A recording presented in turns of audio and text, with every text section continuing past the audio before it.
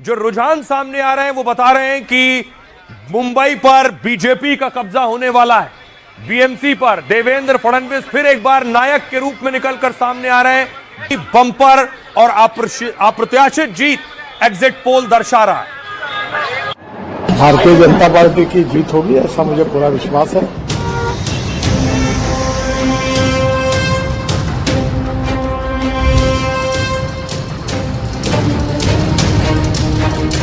देश के सबसे अमीर नगर निगम के लिए वोटिंग खत्म हुई तो रुझान आए, तब बोतल से जिन्न निकला।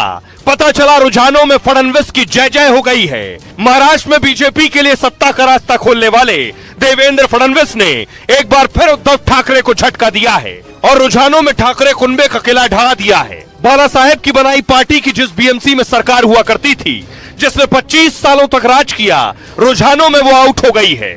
20 सालों बाद भाई भाई मिले, पूरा परिवार मिला, मराठी मानुष का दांव खेला, लेकिन रुझान बता रहे हैं कि शायद कहीं चूक हो गई, कुछ न कुछ कमी रह गई। दोनों भाई देवेंद्र फडणवीस और एकनाथ शिंदे के चक्रव्यूह को भेदने की बात छोड़िए, भाप तक नहीं पाए। अब देखिए, नतीजों से पहले हम आपको बताने जा रहे हैं, बड़ी जीत के करीब है बीजेपी। क्या कह रहे हैं एग्जिट पोल? एग्जिट पोल देखिए, पहले बीएमसी में 227 सीटें, बहुमत के लिए चाहिए 114 सीटें। बीजेपी प्लस यानी बीजेपी और शिंदे सेना मिला देंगे तो 131 से 151 सीटें जीतेगी।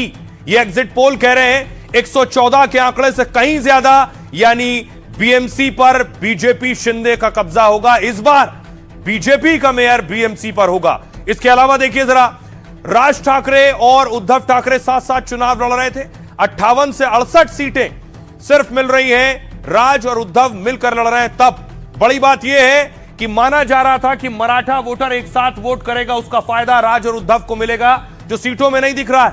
कांग्रेस सिर्फ 12 से 16 सीटों पर समट रही है और अन्य के खाते में 6 से 12 सीटें। यह एक्सेस माई इंडिया का पोल है।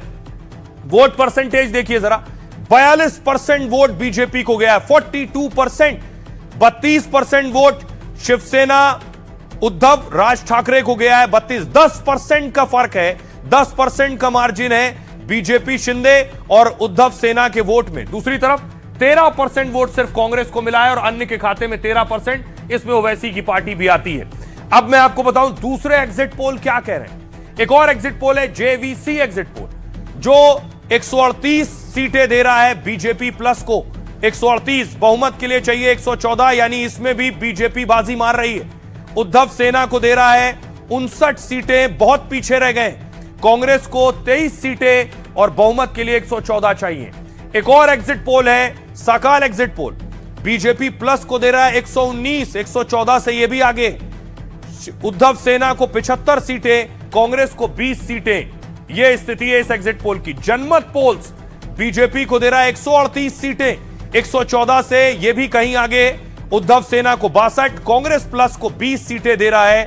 एक्सिस माई इंडिया 131 से 151 सीटें बीजेपी को मुंबई में दे रहा है और उद्धव सेना को 58 से 68, कांग्रेस प्लस को 12 से 16 सीटें दे रहा है।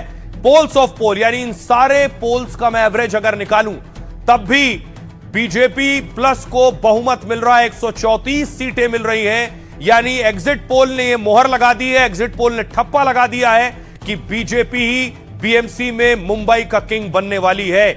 दूसरी तरफ पोल्स ऑफ पोल्स में उद्धव सेना को 65 और कांग्रेस को 19 सीटें मिल रही हैं। यह है एग्जिट पोल जो बता रहे हैं कि 29 साल तक जिस किले पर उद्धव ठाकरे, बाला साहब ठाकरे का कब्जा था, वो किला ढहता नजर आ रहा है। और बहुत से जानकार ये कह रहे हैं कि उद्धव ठाकरे और राज ठाकरे के साथ आने से जो उत्तर भारतीय वोटर था वो वोटर छिटक गया है, ये भी हो सकता है। सुनिए जरा क्या कह रहे हैं नेता। सभी जगह पर भारी उत्साह है, तो इसका मतलब साफ है कि मुंबई में भी एक बदलाव लोग चाहते, परिवर्तन चाहते, विकास चाहते। सब जगह पर महाराष्ट्र में डेवलपमेंट के लिए वोट देंगे।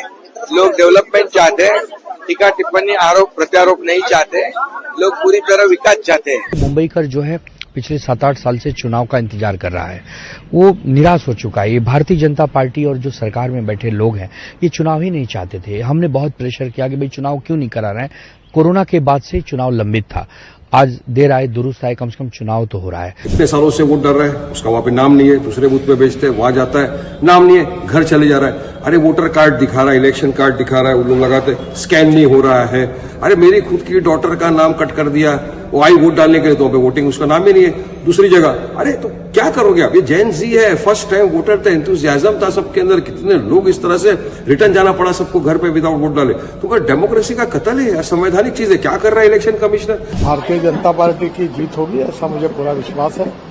अच्छी मेजोरिटी मिलेगी और नागपुर शहर को जो हमने देश का सबसे सुंदर, स्वच्छ और प्रदूषण मुक्त शहर बनाने का निर्धार किया है, उसमें हम निश्चित रूप से यशस्वी होंगे। जो 29 महानगर पालिका है उसमें से कम 25-26 महानगर पालिका हमारी महायुति जीत सकती है। और यहाँ मुंबई में और अनेक जगह पर बीजेपी, शिवसेना और आरपीआई एक साथ है। कुछ जगह पर बीजेपी, शिवसेना, राष्ट्रवादी कांग्रेस, अजय दादा की और आरपीआई साथ में है। तो आज सभी नगर निगम पर वोटिंग हो गई है। देखिए जरा कैसे अलग अलग नगर निगम पर कौन कौन किसके खिलाफ लड़ रहा है। मुंबई, ठाणे, कल्याण, डोंबिवली में बीजेपी, शिवसेना साथ है, अजित पवार खिलाफ लड़ रहे हैं। मीरा भाईंदर, नवी मुंबई में बीजेपी, शिवसेना, एनसीपी सब एक दूसरे के खिलाफ लड़ रहे हैं। पुणे, पिंपरी चिंचवाड़ में बीजेपी एक तरफ है और चाचा भतीजे एक तरफ हैं, शरद पवार और अजित पवार।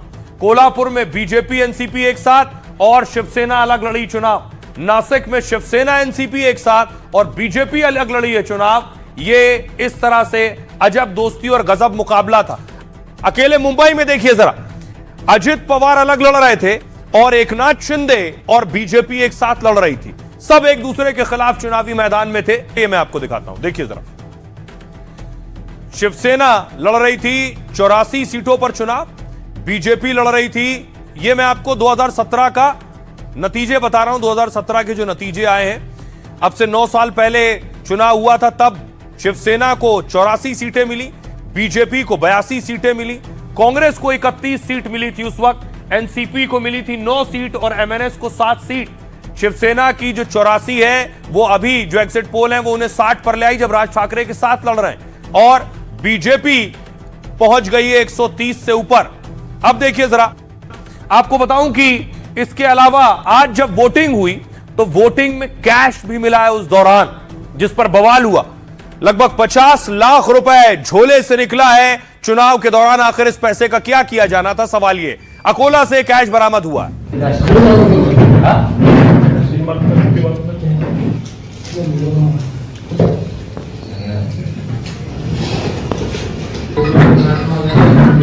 तो 50 लाख रुपए अकोला से बरामद हुए। दूसरी तरफ मालेगांव में आरोप लगाया गया कि फर्जी वोटर आईडी कार्ड मिले हैं, जिसके बाद वहां टीम पहुंची थी। क्या कर रही है ये? फेक मतदान कार्ड चला रहे हैं यहाँ से, किसका कर रही है? थैली में भर। एक आरोप विरोधियों ने और लगाया कि इंक जो वोटिंग की थी वो ऐसी थी जो छूट जा रही थी। उसके बाद देखिए जरा, हमारे सहयोगी ने ये एक टेस्ट भी किया, लेकिन इंक वाकई निकल जा रही थी। ये जो पूरा मामला है, ये बस एक जगह पे नहीं बट काफी सारे और जगहों से भी सामने आ रहा है। पुणे में रोहित पवार हो गए, मुंबई में सचिन सावंत हो गए जो कि कांग्रेस के रिप्रेजेंटेटिव है, उन्होंने भी इसको सामने लाया। और अभी हम देख सकते हैं कि कैसे हमने आपके सामने, जो कि पहले यहाँ पे एक नीला एक मार्कर था, कुछ यहाँ पे था और कुछ नाखून पे था, और अभी अगर हमने निकाल दिया इसको, I hope I am not hurting you, अगर हमने निकाल दिया तो ये ऑलमोस्ट पूरी तरीके से ये जो मार्कर ये निकल गया। ये देखिए काफी स्ट्रॉन्ग यहाँ पे हमको मार्कर दिख रहा है। इस बार मार्कर से लगाया ना उन्होंने? आगे पूछेगा ना कोई। ये देखिए मैडम, लोखंडे मैडम, ये तो नहीं, हमारे ऑफिस में ऐसा। ये जो अब वोटिंग हुई, इंक निकल गई, इस पर बवाल शुरू हो गया। देखिए जरा क्या कह रहे हैं सियासतदान। राज ठाकरे कह रहे हैं, एमएनएस चीफ राज ठाकरे ने वोटिंग के दौरान बड़ा दावा किया, उंगलियों पर लगी स्याही को केमिकल से मिटाया जा रहा है, सरकार सत्ता में बने रहने के लिए कुछ भी कर सकती है। उद्धव ठाकरे कह रहे हैं, उद्धव ने भी वोटिंग में इस्तेमाल स्याही पर सवाल उठाए। उद्धव ने चुनाव आयोग से इस पर तत्काल ध्यान देने को कहा, नहीं तो चुनाव आयोग दफ्तर के बाहर धरने पर बैठने की चेतावनी दे दी है। पहली बार देख रहे हैं कि स्याही को साफ किया जा सकता है। पुरानी ईवीएम मशीनें लगाई गई हैं। इन लोगों में सत्ता पाने का इतना लालच है, मैंने ऐसी बेशर्म सरकार कभी नहीं देखी। इसलिए वो वन नेशन वन इलेक्शन चाहते हैं ताकि वो पूरे देश में एक ही समय में धोखाधड़ी और गड़बड़ी कर सकें। उद्धव ने लोकतंत्र की सरेआम हत्या का आरोप लगाया। देवेंद्र फडणवीस ने पलटवार किया उद्धव और राज ठाकरे पर। मीडिया के सामने अपनी उंगली रगड़ते हुए पूछा, देखो स्याही मिट रही है क्या? हर चीज पर सवाल उठाना ठीक नहीं है। चुनाव आयोग ने भी इस मुद्दे पर बयान जारी किया है। चुनाव आयोग ने कहा वायरल वीडियो की जांच की जाएगी। अगर स्याही मिटाकर कोई दोबारा वोट करने आया है तो उस पर सख्त एक्शन लेंगे। सुनिए जरा, हर चुनाव में एक बवाल, कभी ईवीएम, कभी बैलेट बॉक्स, कभी पहचान पत्र और कभी स्याही। सुनिए। आजपर्यंत ती इंक लावली जायची, पहले इस्तेमाल होने वाली स्याही को एक नए पेन से बदला जा रहा है और इस नए पेन को लेकर शिकायतें आ रही हैं। सैनिटाइजर लगाने पर स्याही गायब हो जाती है। अब एकमात्र विकल्प यही बचा है कि स्याही लगाएं, बाहर जाएं, उसे पोंछें, फिर अंदर आकर दोबारा वोट डालें। इससे पता चलता है कि सरकार सत्ता में बने रहने के लिए कुछ भी कर सकती है। नहीं, बहुत सारे जगह ऐसे कि वहां से शिकायतें आ रही है। कुछ लोगों का नाम ही गायब है, कुछ लोगों का कहाँ मतदान करना है वो किसी को पता नहीं, ना ही कोई बता रहा है। साथ ही साथ पहली बार अनुभव हो रहा है कि इंक जो लगाई जा रही है वो भी आप क्लीन कर सकते हो। तो ये सब गड़बड़ी कर रहे हैं ये लोग। और इसलिए मैंने कहा कि ये जो चुनाव आयोग है या कमिश्नर है वो करते क्या है, किस चीज के लिए वो सैलरी लेते हैं। ये अभी मैंने ये मार्कर मेरे को लगाया हुआ है। अब इसको मिटा के दिखाइए, देखिए कहीं मिट रहा है। देखिए आपके सामने कर रहा हूँ, कहीं मिट रहा है। ऐसा है कि हो सकता है कि किसी का इसके ऊपर ऑब्जेक्शन हो। इलेक्शन कमीशन ने देखना चाहिए, और कुछ इस्तेमाल करना है तो करना चाहिए। मैं तो बोलता ऑयल पेंट करना तो ऑयल पेंट करिए। चुनाव निष्पक्ष होने चाहिए। अब आइए एक बहुत बड़ी बात आपको बताने जा रहा हूं कि आखिर बीएमसी की लड़ाई इतनी बड़ी है क्यों। हर लड़ाई के पीछे या तो पावर होता है या फिर पैसा होता है। यहां पावर और पैसा दोनों है। देखिए कैसे। सबसे पहले देखिए बीएमसी का जो बजट है 74,427 करोड़ है। यानी एक नगर पालिका का बजट 74,000 करोड़ से ज्यादा है।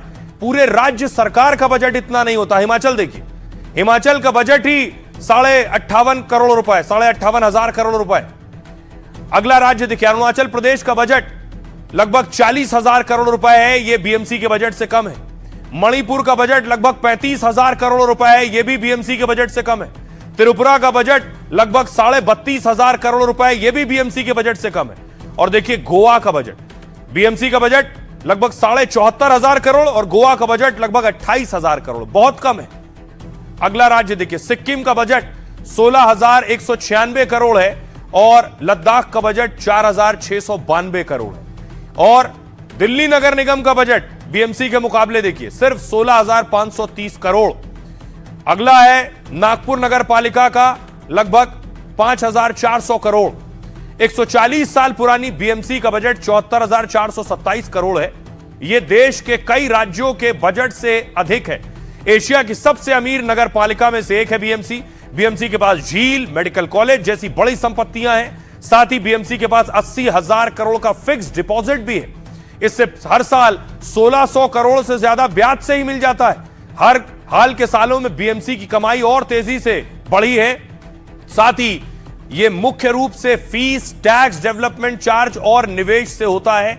इसके बारे में बताऊं, बिल्डर्स के लिए रियल एस्टेट प्रोजेक्ट से बीएमसी को काफी कमाई होती है और फ्लैट, इमारतों, शॉपिंग मॉल, बाजार पर प्रॉपर्टी टैक्स से कमाई होती है। हजारों करोड़ के प्रोजेक्ट बीएमसी खुद पूरा करती है। यह है दुनिया के 50 छोटे देशों के जीडीपी से ज्यादा बीएमसी का बजट है। भूटान, मालदीव, फिजी जैसे छोटे देशों से ज्यादा बीएमसी ताकतवर है।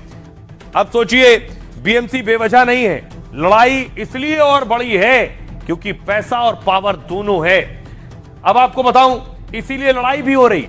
आज देखिए जरा, दो पार्टियों के कार्यकर्ता आपस में भिड़ गए। सेंटा क्रूज की तस्वीर मैं आपको दिखा रहा हूं। सेंटा क्रूज में बीजेपी और उद्धव सेना के कार्यकर्ता भिड़ गए।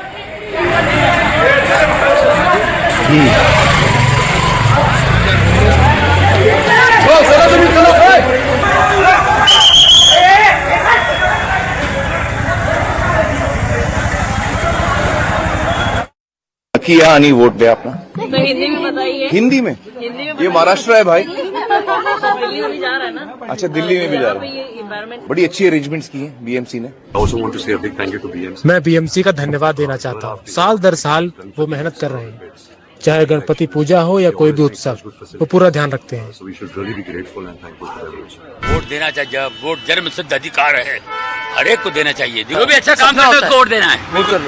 आपने पार्टिसिपेट करना चाहिए पॉलिटिकली, बिकॉज जिसको आप सपोर्ट करते हैं अगर वो गवर्नेंस में आए तो they can make a difference. ये हर जिम्मेदार नागरिक का कर्तव्य है कि वो अपने अधिकारों के साथ साथ कर्तव्यों का भी बोध करे। हमारा इलाका, जब आप घर साफ रखोगे, इलाका साफ रखोगे, इलाके को प्रोग्रेस करते हुए देखोगे, तभी देश की प्रगति भी होगी। तो I think this is by far the most important elections. हम सिर्फ रोते रहते हैं कि बीएमसी ये नहीं करती, बीएमसी वो नहीं करती, हम कुछ नहीं। सुरक्षा चाहिए, प्रगति चाहिए मुंबई में अच्छी हवा चाहिए, गड्ढा मुक्त रोड्स चाहिए। इन सब चीज के लिए हम सबको जिम्मेदार लेना पड़ेगा। हम सबको, everybody has to be responsible. जो भी जीत के आएगा वो टाइम पे चुनाव रखे, ये भी बहुत जरूरी है इस देश के लिए, प्रजातंत्र के लिए। लेकिन जिस कदर हमारे शहर के हालात हुए पिछले कुछ दिनों में, तो अरमान ये है कि बेहतर हो।